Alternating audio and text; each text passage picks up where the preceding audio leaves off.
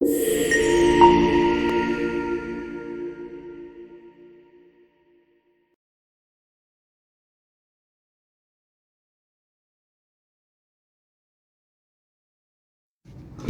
ketika Allah perintahkan kalau kita baca Al-Quran, kita disuruh oleh Allah membacanya yang tartil.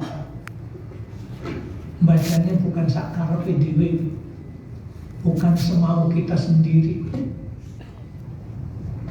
tapi kemudian kita disuruh membacanya yang benar, bacanya yang tartil.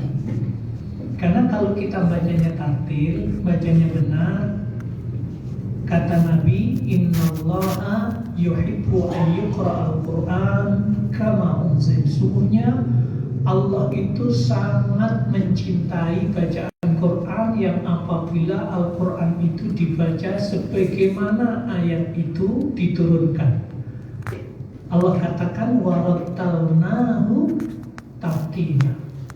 Telah aku bacakan Al-Quran itu, telah aku turunkan Al-Quran itu dengan bacaan yang tartil. Minimal, Bapak dan Ibu, ketika kita sholat membaca Fatihah. Fatihah itu kan surat dari Al-Quran ya. Bahkan kalau kita dalam sholat tidak baca Fatihah, sholat kita tidak sah. Rasulullah katakan, la sholata lam yaqra bi Fatihatil kitab. Tidak dikatakan sholat apabila seseorang itu tidak membaca surat Al-Fatihah. Artinya apa? Orang yang sholat tidak baca surat Al-Fatihah sama dengan tidak sholat. Artinya sholatnya tidak sah. Makanya disebutkan surat Fatihah adalah menjadi rukun bacaan di dalam sholat. Maka ketika kita membaca surat Al-Fatihah, karena surat Al-Fatihah itu adalah bagian dari surat dalam Al-Quran dan itu pasti kita baca dalam sholat, maka kemudian saat kita membaca itu mesti harus benar. Untuk bisa benar apabila kita tahsin tilawah Al-Quran. Jadi pekan depan Pak Ketua, insya Allah kita buat undangan untuk masjid-masjid lingkungan kita, untuk imam sholat, imam masjid, untuk ikut kajian di sini khusus tentang tahsin surat Al-Fatihah, memperbaiki bacaan surat Al-Fatihah. Gimana sih cara bacanya yang benar itu, seperti apa sih? Halo? Ini kan yang mengatakan benar selama ini kan kita sendiri, perasaan kita. Coba kalau saya tanya, Bapak, Ibu selama ini kalau baca Fatihah dalam sholat ada yang salah enggak? Perasaan enggak ada, lancar saja. Kenapa? Ya itu pasti kita otomatis bunyi, waktunya bunyi. Iya, betul. Waktunya baca surat Al-Fatihah kita baca. Tapi pertanyaannya, cara kita membaca itu benar apa tidak? Perasaan enggak ada yang salah, Ustaz. Oke. Besok saya kasih tahu, begitu dikasih tahu satu saja, kita baru, oh ternyata selama ini benar pakai perasaan. Dan ini selama ini Bapak dan Ibu, saya diamanai menjadi trainer untuk memperbaiki bacaan Al-Quran imam dan khotib se-Jabodetabek. Kemudian perkembangannya saya diamanahi untuk bina di wilayah-wilayah yang lain, seluruh NTT, kemudian seluruh Maluku, kemudian di seluruh Sumatera Barat, kemudian di Aceh, untuk memperbaiki bacaan surat Al-Fatihah doang. imam-imam masjid itu. Halo. Perkembangannya alhamdulillah 2 tahun yang lalu saya diamanahi untuk menjadi koordinator mensosialisasikan Mushaful Ummah di seluruh Indonesia. 2 tahun yang lalu ada pertemuan dengan ulama-ulama Qurra sedunia di Turki, di Istanbul. Kemudian saya dapat undangan untuk hadir dan kemudian ujungnya saya diamanahi untuk mensosialisasikan Mushaful Ummah itu. Ini contohnya ya, nanti akan kita bahas insya Allah ini pekan depan. Ini ilmu yang belum diketahui oleh imam-imam masjid seluruh Indonesia. Karena baru 1 bulan yang lalu mushafnya ini dikirim. Ada utusan dari ulama qiraat dari Tunisia, dari Maroko, kemudian dari Turki, kemudian dari Mesir datang ke Indonesia. Saya kebetulan mendampingi untuk keliling di Kementerian Agama, kemudian di Al-Irsyad, kemudian di Muhammadiyah, kemudian di PBNU, dan juga lembaga-lembaga yang lain untuk menjelaskan tentang Mushaful Ummah ini. Secara struktural saya diamanai. Ini nanti kalau kita bahas, kita kaji pekan depan, sampai akan mendapatkan sesuatu yang belum pernah sampai lihat. Contohnya ya, ini contoh saja. Bismillahirrahmanirrahim. Alhamdulillahi rabbil alamin. 1 ayat. Halo. Biasanya kan ayatnya Bismillahirrahmanirrahim ayat yang ke-1. Ini ayat yang ke-1-nya di Alhamdulillahirabbil alamin. Bismillah sama Alhamdulillah itu ayat yang ke-1. Ayat yang ke-6-nya posisinya siratal ladzina an'amta 'alaihim. Nanti kalau ketemu Quran seperti ini jangan sampai kita mengatakan, "Wah, ini Quran ini salah nih. Quran ini sesat dan menyesatkan," sementara kita baru tahu gitu ya. Nanti kita ceritakan pekan depan. Terus kemudian ada bentuk cara baca yang nanti kita kenalkan. Khotnya pun juga beda. Bentuk tulisannya itu berbeda dengan Quran yang selama ini kita baca. Istilahnya dalam bahasa ilmu Al-Quran, ulumul Al-Quran itu dhabtul mushaf. Bentuk tanda baca dalam penulisan mushaf itu memakai khatul maghribi. Maghribi itu kalau bahasa kita Maroko. Maghribi, Maghrib, wilayah barat itu yang dimaksud Maghribi, itu yang dimaksud adalah Maroko. Bentuk tulisannya coba lihat baik-baik.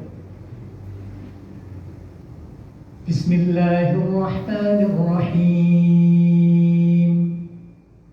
Alif Lam Mim. Dzalikal kitabu la raiba fihi hudan lil muttaqin. Coba. Dzalikal kitabu la raiba fihi. Kalau fa titiknya 1 di bawah.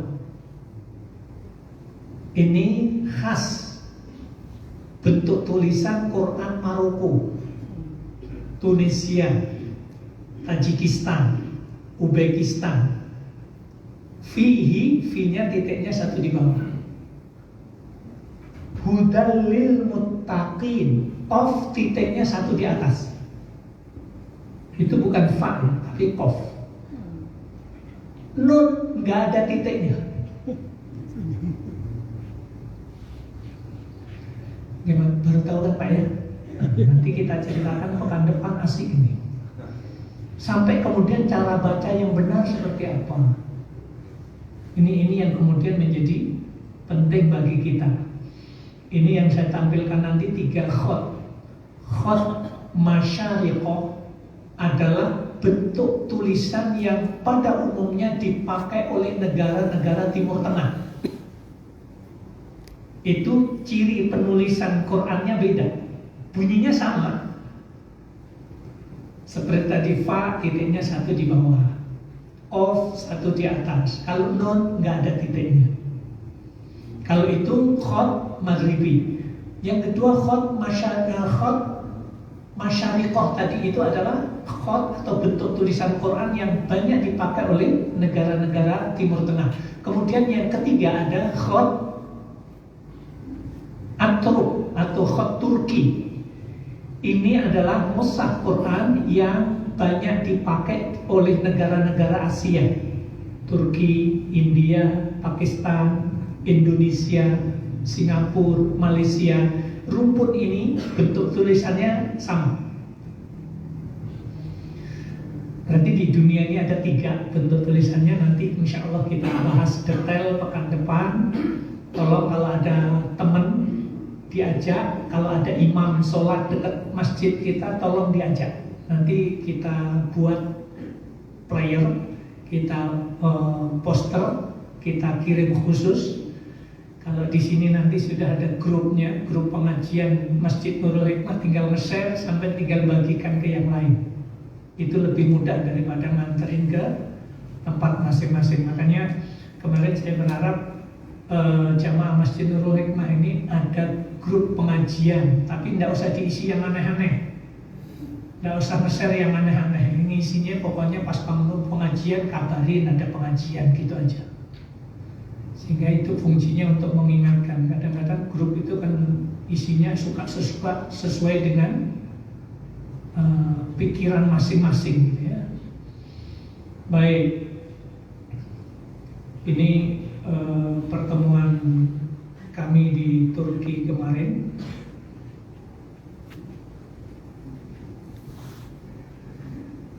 Kita sama panitia pelaksananya adiknya Erdogan, Presiden Turki. Nah, itu samping kanan saya itu. Kalau ini Ketua Majelis Ulama Turki. Ini di depan kantor Majelis Ulama Turki. Ini yang paling kanan Imam Muda Masjid Abul Ayyub Al-Ansari. Kita kenal Abu Ayyub Al-Ansari adalah sahabat Nabi yang usianya paling panjang, meninggal di Turki, dikubur mepet dengan tembok Konstantinopel. Kemudian di situ didirikan sesudah diruntuhkan oleh Muhammad Al-Fatih, kemudian dibangun masjid di situ, Masjid Abul Ayyub Al-Ansari. Paling kanan itu Imam Masjid Abul Ayyub Al-Ansari, sahabat Nabi yang meninggal di Turki. Ini yang paling kanan Syekh Dr. Usman Sahan, ini Ketua Lajnah Pentasih Al-Quran Turki. Yang sebelah kiri saya, nah itu guru saya, Profesor Dr. Ahmad Isa Al-Maksarawi. Saya belajar Quran, baca Quran itu di depan beliau. Ini adalah 5 besar ulama qurra dunia, ya, Syekh Abdurrahman As-Sudais, kemudian Syekh Suwaid, kemudian termasuk Syekh Shuraim, kemudian beliau ini Syekh Isa Al-Maksarawi, asli dari Mesir, Syekhul Qurra-nya Mesir, kemudian sekarang tinggal di Qatar. Ini saat pertemuan mengambil keputusan Mushaful Ummah di Istanbul, Turki. Ini di dalam Masjid Hagia Sophia, sholat subuh berjamaah di sana. Kemudian dilanjutkan jalan-jalan di depan Masjid Sultan Muhammad Al-Fatih.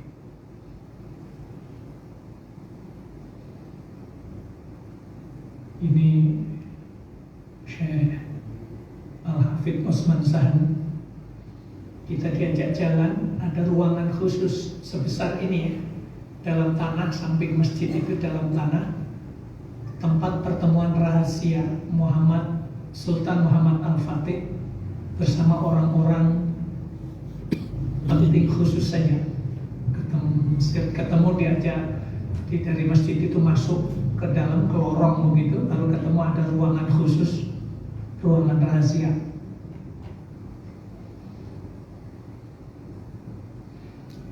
Ini belakang ini makam Sultan Muhammad Al-Fatih. Ini bersama Dr. Fuad, seorang ulama qiraat Mesir, kemudian Syekh Isa, kemudian Syekh Hisham Abdul Bari. Kemudian pertemuan itu dilanjutkan di Malaysia. Ini beberapa bulan yang lalu pertemuan di Malaysia bersama Syekh Muhammad Osman Sahan. Ini seorang ulama Qurra yang sangat dikenal di dunia ini, dari Afrika.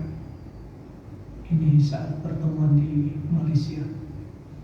Baik, ini sekilas saya ingin sampaikan poin materinya nanti secara khusus pekan depan, yang diikuti pula oleh yang lain. Insya Allah kita bahas khusus nanti pekan depan. Dan nanti kalau pulang bisa cerita. Ini Qurannya ini yang punya baru saya di Indonesia, karena baru diberikan satu bulan yang lalu. Ada 20 mushaf kali 3 berarti 60 mushaf itu. Nanti kalau satu mushaf itu satu riwayat, berarti ada 20 mushaf 20 riwayat. Cara bacanya beda-beda itu. Nanti kalau sampai mumet gimana cara bacanya, tinggal screen barcode-nya saja. Nanti langsung kita dengarkan, oh begitu cara bacanya. Siratal ladzina an'amta 'alaihim ghairil maghdubi 'alaihim waladdallin. Nanti tulisannya yang 'alaihim begitu. Nah, kita tinggal nanya, itu riwayat siapa, nyambungnya sampai Nabi seperti apa, nanti kita ketahui. Sekedar untuk pengetahuan bagi kita, nanti kalaulah kita tidak ngerti ini yang benar alaihum, cara bacanya menurut riwayat kholaf. Tapi Indonesia kan tidak pakai seperti itu. Paling tidak, kalaulah tidak pakai, kalau ada orang yang baca seperti itu, kita tidak akan menyalahkan orang itu. Begitu ya? Seperti kalau kita takbir Allahu Akbar, nanti ada yang Allahu Akbar, sehingga kita tahu, oh ternyata Nabi itu dalam sholat pernah melakukan bentuk takbir seperti ini. Rasulullah di waktu kali yang lain sholat takbirnya seperti ini. Sehingga kalau kita melihat orang ada yang begini, ada yang begini, kita tidak akan menyalahkan orang itu karena kita tahu itu benar. Halo? Begitu. Insya Allah. Ini mahal ya. Ilmu yang walaupun cuma surat Al-Fatihah saya sebut mahal karena tiketnya 24 juta pulang perginya itu. Begitu saya diundang, mendadak. Ya, saya berangkat harus berdua. Kalau berdua berarti kan harus nyari 48 juta untuk PP. Alhamdulillah alhamdulillah bisa mengikuti selama 9 hari di Turki, dan ini sudah lama, cuman insya Allah kita secepatnya akan menyampaikan hal itu kepada jamaah sebagai bentuk pertanggungjawaban saya untuk mensosialisasikan itu sekaligus untuk memperbaiki bacaan. Begitu.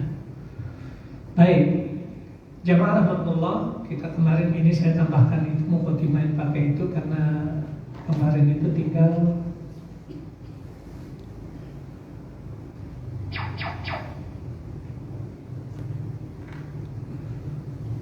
baik, Bapak Ibu jamaah rahmatullah, materi kita tentang langkah-langkah meniti jalan husnul khotimah. Karena kita memohon berdoa kepada Allah setiap waktu, wakhtim lana bil Islam, wakhtim lana bil iman, wakhtim lana bi husnul khotimah. Ya Allah ya Rabb, bila satu saat nanti Engkau ambil nyawaku, ya Allah, matikanlah aku dalam keadaan Islam, ya Allah. Matikanlah aku dalam keadaan beriman kepadamu, ya Allah. Matikanlah aku dalam keadaan husnul khotimah, ya Allah. Jadikan ending perjalanan hidup dan kehidupanku, ya Allah, endingnya baik. Sekali lagi Bapak dan Ibu, kalau kita berdoa seperti itu karena kita sadar pada saatnya kita akan mati. Kita sadar pada saatnya hidup kita akan berakhir. Titik awal kebaikan perjalanan sesudah kematian apabila mati kita dalam keadaan baik, dalam keadaan husnul khotimah.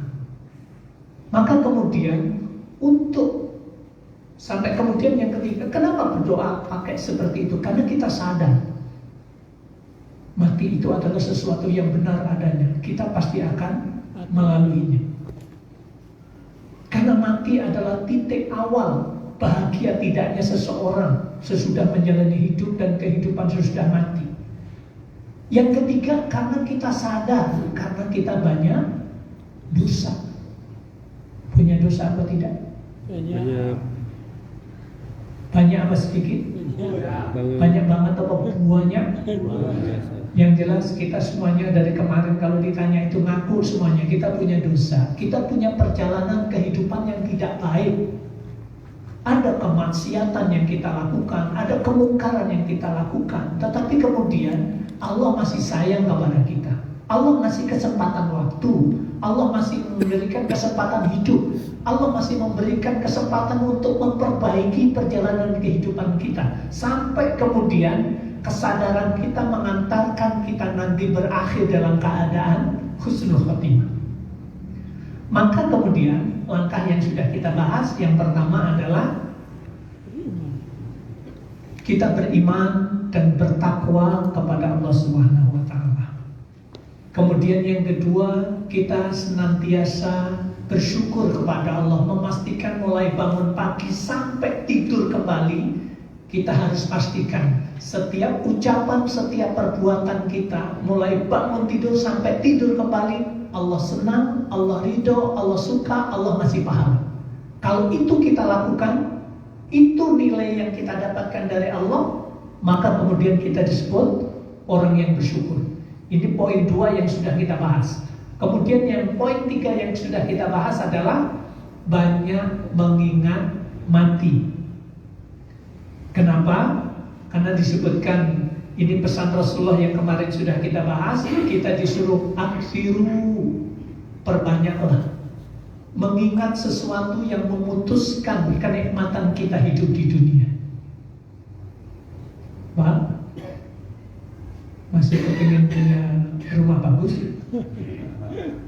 Masih kepingin kita punya mobil bagus? Masihkah kita punya duit banyak? Masih, normal kita manusia. Walaupun kita tetap mengukur sesuai dengan kondisi kita. Tapi kemudian kita diingatkan, ingat pada akhirnya hidupmu akan berakhir. Kemudian yang keempat, kita disuruh bersegera minta ampun, bertobat kepada Allah Subhanahu wa taala. Sampai poin ini kemarin, Pak ya?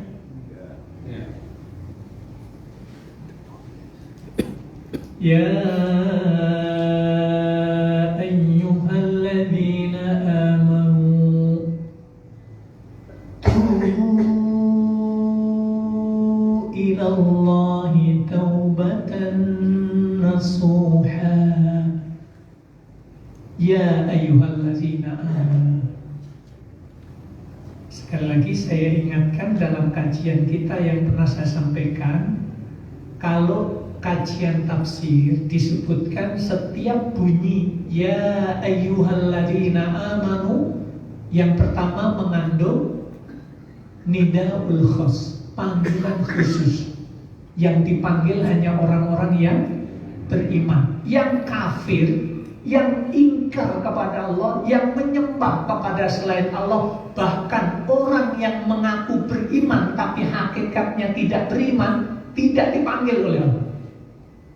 Yang dipanggil hanya orang yang beriman kepada Allah. Siapa orang yang beriman kepada Allah? Orang yang hatinya menyatakan beriman, tasdiqun bil qalb, dia meyakini dalam hatinya. Qaulun bil lisan, mengucapkan dengan ucapannya saya beriman kepada Allah. Wa amalun bil arkan, mengamalkan dalam kehidupannya, yakin, mengucapkan dengan lisannya, kemudian mengamalkan dalam kehidupan. Allah menyuruhnya. Jadi yang pertama adalah ya ayyuhalladzina amanu, hai orang-orang yang beriman. Itu maknanya adalah Allah hanya memanggil orang yang beriman saja. Nidaul khas. Yang kedua, nidaul rahmah, panggilan kasih sayang. Kalau Allah memanggil dengan hai orang-orang yang beriman, di balik itu semuanya sebenarnya Allah menyuruh kepada orang yang beriman untuk apa? Karena Allah akan memberikan kasih sayangnya kepadanya. Yang tidak beriman tidak akan diberikan kasih sayang. Apa bentuknya? Dipanggil oleh Allah dengan panggilan khusus, dipanggil oleh Allah dengan panggilan kasih sayang. Terus kemudian kita disuruh bertobat. Tubu, maknanya al-inam, maknanya adalah kembalilah kepadaku. Kata Allah, kembalilah kepadaku. Tubu ilallah, bertaubatlah kepada Allah. Yaitu tadi, kita semuanya masing-masing punya cerita dalam kehidupan kita, yang dosa, yang mungkar, yang pernah kita lakukan, semua kita punya. Kalau orang itu melihat kita itu senang-senang aja, karena Allah tidak bukakan aib kita di depan orang itu. Halo?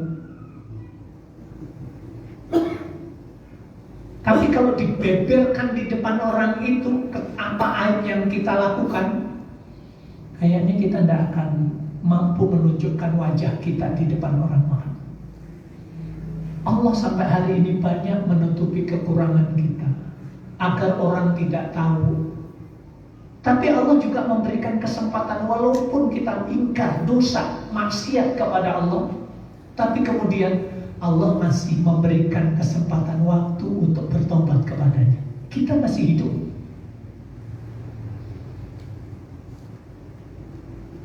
Makanya kemudian bertaubatlah kepada Allah dengan taubat yang benar-benar taubat, taubatan nasuha. Jangan sampai taubatnya itu tobat tomat, tobat kumat. Yang repot itu tobat kumat. Pas kumat mati. Beramal baik baik, kemudian dosa lagi, melakukan dosa lagi, beramal baik lagi, dosa lagi, kayak yang kemarin lagi, beramal baik, besoknya dosa lagi, sama dengan dosa yang dilakukan kemarin, terus berulang, kemudian pas berdosa, mati. Naudzubillah min dzalik. Taubatan nasuha itu adalah pengakuan salah, pengakuan terhadap dosa yang kita lakukan kepada Allah. Kita mengaku dengan jujur dan kemudian kita minta ampun kepada Allah, kemudian kita komitmen tidak mengulangi lagi. Kemudian mengisi sisa umur dengan melakukan amalan-amalan yang baik.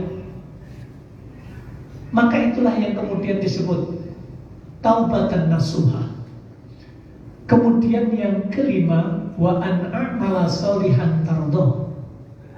Yang mesti harus kita lakukan di dalam meniti jalan untuk husnul khotimah adalah melakukan akselerasi amal soleh, melakukan percepatan di dalam beramal soleh.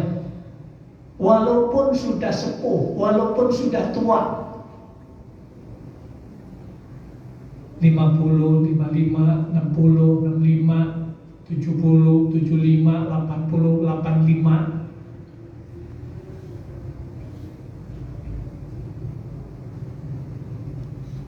Kecerdasan kita Bapak dan Ibu sekarang ini diukur dengan seberapa banyak kita memanfaatkan kesempatan umur yang Allah berikan untuk melakukan percepatan di dalam beramal soleh. Di antaranya Bapak dan Ibu, ada seseorang yang begitu mampir di rest area. Bapak ini nanya, "Nak, ini bayarnya toilet berapa?" 2.000 rupiah Bapak. Kalau Bapak buang air besar 3.000 rupiah. Kalau Bapak ambil yang sebelah sana, toiletnya yang sebelah sana, bayarnya 5.000 rupiah. Nah, apa bedanya? Yang di sana mesti harus pakai kartu Pak. Itu premium. Bapak harus pakai, beli kartu dulu baru bisa masuk. Yang membedakan lagi, kalau Bapak masuk di sana itu bau bersinnya nggak ada. Yang bayarnya 5.000, yang premium, yang pakai kartu itu nggak ada bersinnya. Aromanya wangi. Kalau yang di sini 2.000 rupiah ada pesing-pesingnya Pak.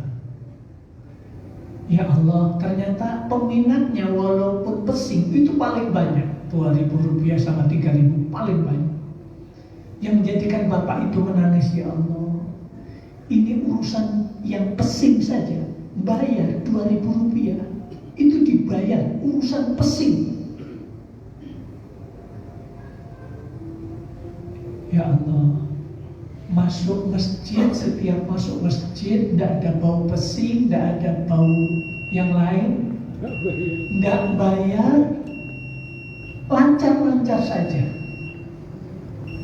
Jadi poinnya, ini urusan WC bayar semangat, urusan masuk surga maunya gratis. Halo Bapak dan Ibu, pokoknya setiap kita sholat, bawalah minimal sama dengan masuk tempat yang pesing tadi.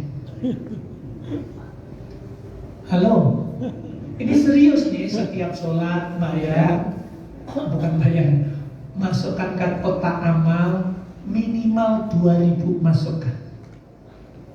Kalau kita ingin lebih bagus lagi ya 5.000 lah kita siapin. Tiap kita sholat bawa 5.000 rupiah, masukkan di situ. Untuk apa? Biar tambah wangi ini masjid. Ini serius ini. Baik. Mohon silakan.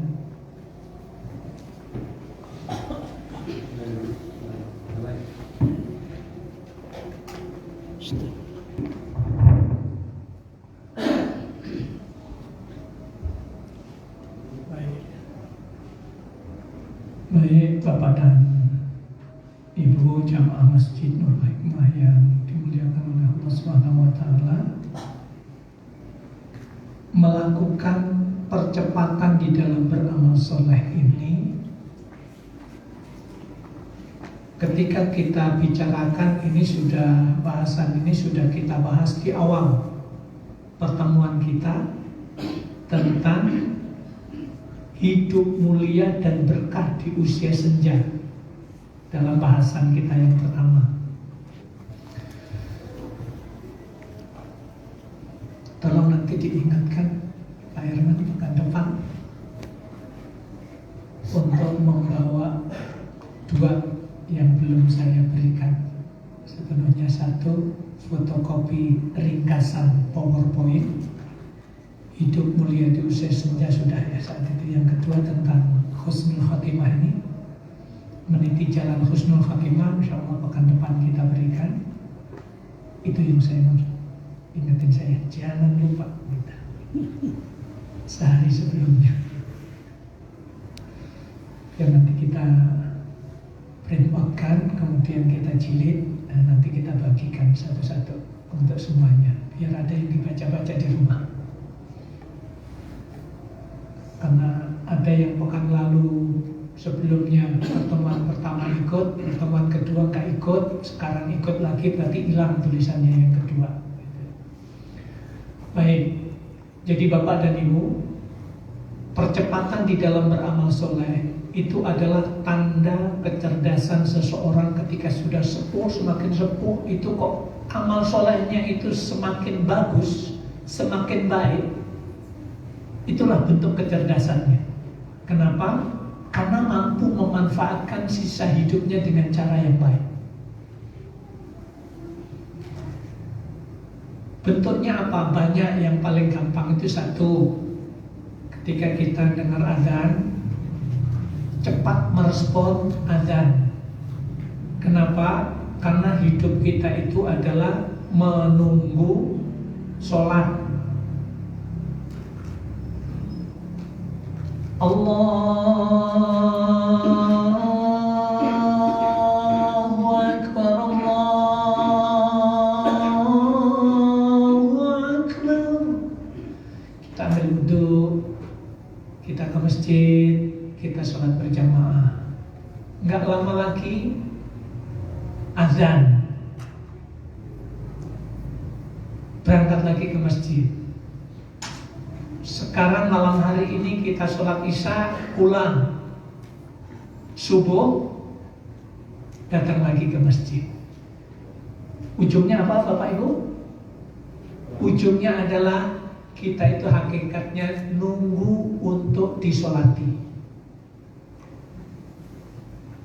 Nunggu sholat, antara waktu sholat 1 ke sholat berikutnya kita ke masjid. Berikutnya ketika kita tidak mampu lagi ke masjid karena sudah meninggal dunia, disolati. Selesai sudah. Maka di waktu itulah kemudian sholat adalah akselerasi amal soleh, bentuk percepatan di dalam beramal soleh. Kalau setiap sholat kita bawa uang 5.000 rupiah, kita masukkan, paling tidak Subuh kita sudah siapkan 5.000 rupiah, 10.000 rupiah, tergantung kondisi keuangan kita, 2.000 rupiah kita bawa. Untuk apa? Biar dapat doanya malaikat. Ya Allah, ya Rabb, berikanlah keberkahan dan gantilah yang lebih baik, ya Allah, orang-orang yang berinfak di pagi ini. Ya Allah, ya Rabb, berikan kesempitan kepada orang-orang yang pagi ini tidak berinfak dari harta yang dimiliki. Tiap pagi Bapak Ibu, malaikat itu berdoa seperti itu. Makanya sekarang itu terus viral. Kenapa? Karena hadis itu baru melekat dalam kehidupan kaum muslimin yang sebelumnya tidak begitu istilah ada viral-viralan begitu. Oh, kita baru tahu ternyata setiap pagi malaikat itu mendoakan. Ketika kita berinfak didoakan, semoga Allah mengganti dengan yang lebih baik. Ketika kita diberikan rezeki, kita tidak berinfak di pagi hari, malaikat mendoakan, ya Allah berikan kesempitan bagi orang yang diberi rezeki oleh Allah tapi tidak mau berinfak. Maka kemudian infak adalah bentuk akselerasi amal soleh. Menjaga lisan agar orang lain aman dan nyaman dari ucapan dan perbuatan kita adalah akselerasi amal soleh.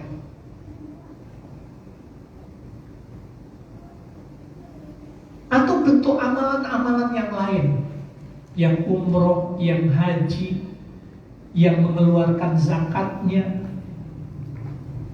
Maka semua rangkaian amal yang baik yang kita lakukan, Bapak dan Ibu, hakikatnya itulah yang akan menjadi tazkiyatan linnufus, akan menjadi pembersih terhadap dosa dan kesalahan kita yang selama ini kita lakukan. Artinya apa? Semua kebaikan yang kita lakukan hakikatnya akan kembali kepada kita dan akan menjadi pembersih terhadap dosa dan kesalahan yang selama ini kita lakukan. Dan ini sebagai penjelas dan penegas, man amila salihan, barang siapa yang beramal soleh, min dzakarin, dari orang laki-laki, au unsa, atau yang beramal soleh itu adalah seorang perempuan atau wanita, wa huwa mukmin, syaratnya adalah orang yang beramal soleh yang laki atau perempuan itu seorang yang beriman kepada Allah. Falanuhyiyannahu hayatan thayyibah, maka kami akan berikan kepadanya kehidupan yang baik, yang thayyibah. Ini jaminan Allah kepada orang-orang yang melakukan amalan-amalan yang soleh, baik laki atau perempuan. Jadi di hadapan Allah tidak ada diskriminasi. Laki atau perempuan kalau beramal soleh dan dia beriman kepada Allah, Allah akan berikan kehidupan yang baik, hayatan thayyibah. Itu janji Allah Subhanahu wa ta'ala. Kemudian yang tidak kalah pentingnya, ini terakhir, Allahumma khtim lana bi husnil khatimah wa la takhtim lana bi su'il khatimah. Kita harus senantiasa berdoa kepada Allah dengan doa seperti ini. Allahumma khtim lana, ya Allah akhiri perjalanan hidup dan kehidupanku bi husnil khatimah, dengan akhir kehidupan yang baik. Wala takhtim lana, wala takhtim alaina bisu'il khatimah. Ya Allah, jangan Engkau akhiri kehidupanku ya Allah dengan akhir kehidupan yang tidak baik.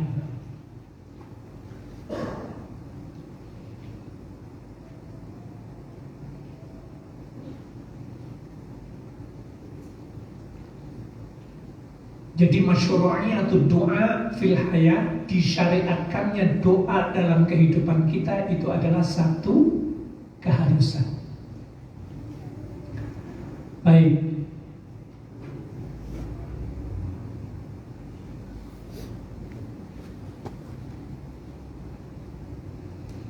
Yang ketujuh, masih ada satu lagi, berprasangka baik kepada Allah Subhanahu wa ta'ala.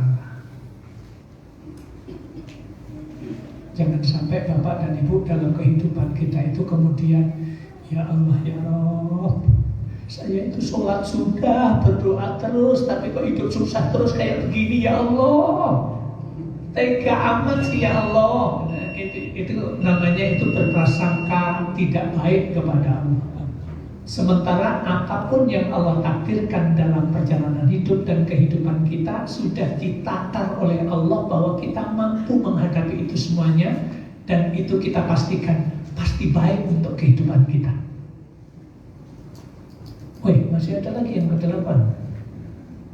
Tidak menzalimi orang lain. Yang paling kalau ukuran usia kita itu jangan membuli lah paling tidak. Kalau nyakiti, rata-rata yang ada nyakitin hati kalau tua itu. Kalau sudah 50 tahun ke atas itu mau mukul-mukul itu, sekarang Mbak Gito mau nembak, tembaknya sudah diambil. Mau nebas, pedangnya sudah tidak dikasih lagi. Mau mukul, tenaganya ada sih begitu. Mukul tangannya yang sakit, bukan orangnya yang kesakitan gitu ya. Artinya kalau kita sudah sepuh itu bentuknya itu katakanlah kalau mau WA, ngirim WA gitu, jangan sampai kemudian nyakitin hati gitu. Atau bentuk zalim yang lain. Naudzubillah min dzalik, karena nanti kalau orang lain itu merasa terzalimi, kemudian dia akan kebaikan kita ujungnya dipindah ke dia, kejelekan dia dosanya dipindah ke kita. Nanti di akhirat pun juga seperti itu. Naudzubillah min dzalik. Baik, kesimpulannya, Bapak dan Ibu, sebagai bentuk muhasabah diri, apakah kita telah memiliki niat yang kuat, hati yang khusyuk, dan keinginan yang benar untuk menghadap kepada Allah setelah melewati sebagian usia dan menyisakan waktu yang tinggal sedikit? Apakah kita telah banyak mengingat nikmat Allah yang telah melimpahkan karunia-Nya kepada kita, sehingga kita menjadi orang yang senantiasa bersyukur kepadanya? Apakah kita telah memiliki kesadaran diri dalam memperhatikan anak-anak yang telah Allah karuniakan kepada kita? Yang anak kita itu sebagai dukhrun, sebagai deposito, sebagai celengan, sebagai tabungan kita nanti sampai hari di kiamat. Sudahkah kita istiqomah di dalam bersyukur, beramal soleh, membina anak-anak kita agar menjadi generasi Qur'ani? Sudahkah kita istiqomah di dalam bertaubat kepada Allah Subhanahu wa ta'ala? Ini bahasan kita yang terakhir di dalam kaji kita tentang meniti jalan husnul khotimah. Ini di penghujung, alhamdulillah, bapak-bapak dan ibu-ibu jamaah Masjid Nurul Hikmah ada yang ikut untuk wakaf tanah ini, dan alhamdulillah dari 600 juta yang dibutuhkan, yang sudah masuk sekarang 275 juta. Berarti kurang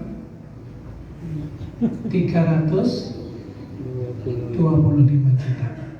Insyaallah pelan-pelan 3 bulan ke depan hitungan saya insyaallah bisa tertutupi.